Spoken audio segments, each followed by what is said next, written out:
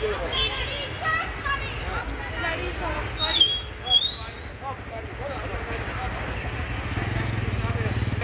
পালন করুন।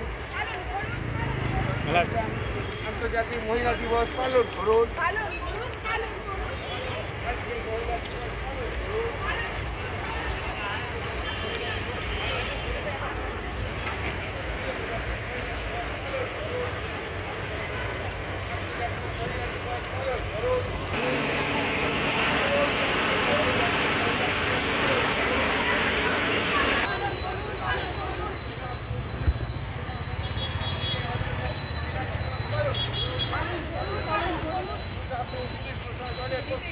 আন্তর্জাতিক মহিলা দিবস পালন করুন।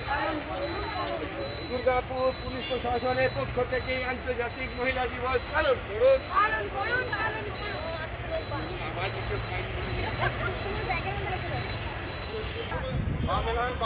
প্রশাসনের পক্ষ থেকে আন্তর্জাতিক মহিলা দিবস পালন করুন। দুর্গাপুর পুলিশ প্রশাসনের পক্ষ থেকে আন্তর্জাতিক মহিলা দিবস পালন করুন।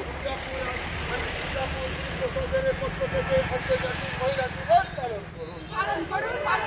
দুর্গাপুর পুলিশ প্রশাসনের পক্ষ থেকে আন্তর্জাতিক মহিলা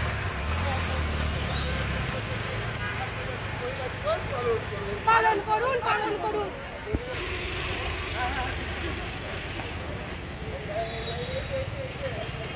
প্রশাসনের পক্ষ থেকে আন্তর্জাতিক মহিলা দিবস পালন করুন।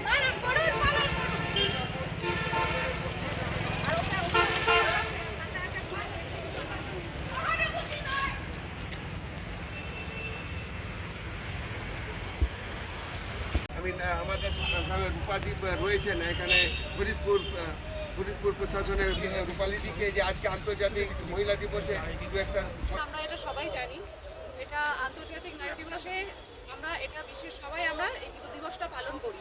কিন্তু আমার মতে আই থিঙ্ক নারী দিবস 8ই মার্চটাকে ভাবলে হবে না, মানে everyday is women day, not on মেয়ে হিসেবে, কারোর বোন হিসেবে, কারোরভাবে পালন করি। সুতরাং নারীদের জায়গাটা আমাদের ইয়েতে একটা অন্য আমরা ভুল করবো, প্রতিদিনই আমরা নারী দিবস পালন করাটা উচিত। কারণ নারীদের ভূমিকা সব ক্ষেত্রে নারীদেরকে সবার সুযোগ সুবিধা সমান অধিকারটা দিয়ে থাকে, সবাই একটু মাথায় রাখবে। সবাইকে আন্তর্জাতিক নারী দিবস জিন্দাবাদ, জিন্দাবাদ, নারী দিবস জিন্দাবাদ, জিন্দাবাদ, জিন্দাবাদ।